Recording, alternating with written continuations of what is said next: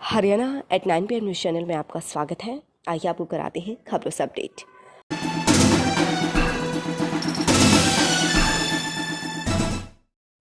नसीरपुर चोलका गांव के ग्रामीणों ने शुक्रवार को खरखुदा खंड विकास कार्यालय में अपने बयान दर्ज किए। उन्होंने सरपंच के खिलाफ शिकायत SDM व DC को दी थी। उसकी जांच का जिम्मा खंड विकास कार्यालय को सौंपा हुआ था।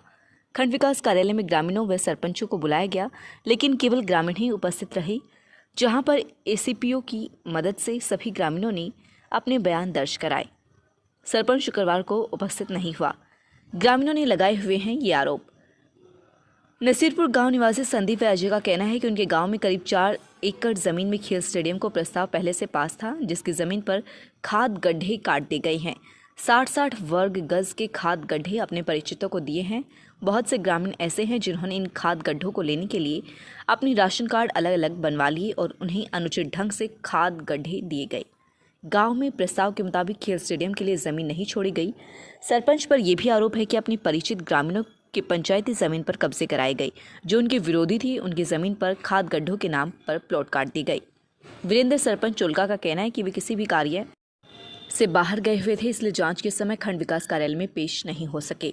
उन पर जो आरोप लगाए हैं वे बेबुनियाद हैं। जिन लोगों ने पंचायती जमीन पर कब्जा किया हुआ है, उन सभी को 24A के नोटिस दिए गए हैं। जितेंद्र SCPO का कहना है कि वरिष्ठ अधिकारियों द्वारा चोलका गांव के एक शिकायत की जांच की जा रही है, जिसके संदर्भ में चोलका गांव के ग्रामीणों के बयान दर्ज किए गए हैं। मेरा नाम संदीप है, मैं ग्राम नसीबपुर चोलका वासी हूँ और हमारी समस्या ये है, हमारे गाँव काटे दे जिसमें उसने धांधली की है। उसने अपनी हितैषियों की जमीन को दर्शाया नहीं और उनसे अलग मोटी रकम लेकर उनको छोड़ दिया और उसके बरखिलाफ उसने क्या मतलब 60-60 गज के खड्डे दूसरी जगह और काट दिए उनके। तीसरा जो इनका मेंबर था उसको कोर्ट के ऑर्डर थे घर उसके मकान को ढाने के लिए और उसने पैसे लेकर उसको मकान को दोबारा बनवा दिया गया उधर इसने। और उसके अलग अलग मतलब एक घर से 4-4 राशन कार्ड बनवा के अलग अलग प्लॉट काट दिए। किसी भी आदमी को एक भी प्लॉट मिला नहीं और किसी को 5-5 प्लॉट मिले हुए हैं। और स्टेडियम की जमीन के अंदर उसने जो कि गवर्नमेंट ने 4 एकड़ की पास की थी, 1 एकड़ जगह के अंदर उसने अपनी मनमर्जी से प्लॉटिंग कर दी। जबकि गांव के जो जवान ये नौजवान युवक है वो अपने 40,000 रुपये की अलग वो क्या नाम है फीस देकर और उधर अपने प्रैक्टिस करते हैं, जबकि गांव में कोई भी सुविधा नहीं। गांव नसीरपुर चोलका तहसील खरगोदा का रहने वाला निवासी हूं। मेरा जो मौजूदा जो पूर्व सरपंच था उषा रानी, उसने 2011 में एक प्रस्ताव पास किया खेल विभाग के तहत स्टेडियम का, जो स्टेडियम 32 कनाल 1 मरला में पास हुआ।